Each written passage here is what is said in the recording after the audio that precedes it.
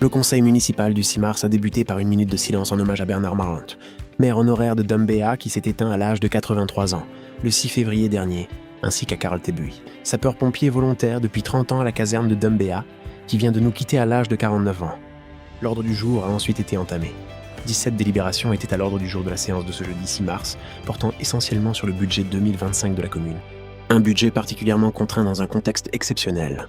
L'année 2024 restera marquée par les exactions du mois de mai et ses conséquences dramatiques d'un point de vue économique et social. La chute de la fiscalité de la Nouvelle-Calédonie met à mal les finances des communes qui ne disposent que de très peu de ressources propres. La ville de Dumbéa n'échappe pas à la règle et se voit donc contrainte de proposer un budget primitif principal en baisse de près de 22%, soit quasiment de 1,4 milliard de francs. Cependant, en se recentrant sur ses compétences, et au prix de réflexions menées par l'exécutif et les services municipaux, la ville de Dumbéa peut proposer un budget 2025 qui assure le maintien de sa mission de service public auprès de la population dambéenne.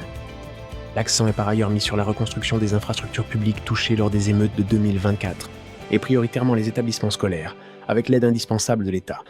La sécurité demeure également et plus que jamais un enjeu quotidien, ainsi que le vivre ensemble, qui reste et doit rester une réalité et une volonté partagée à Dumbéa.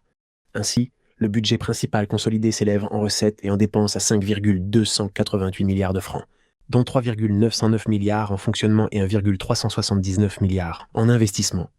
Reflet d'une gestion saine. À noter également que les budgets annexes, déchets, eau et assainissement, restent à l'équilibre sans subvention du budget principal.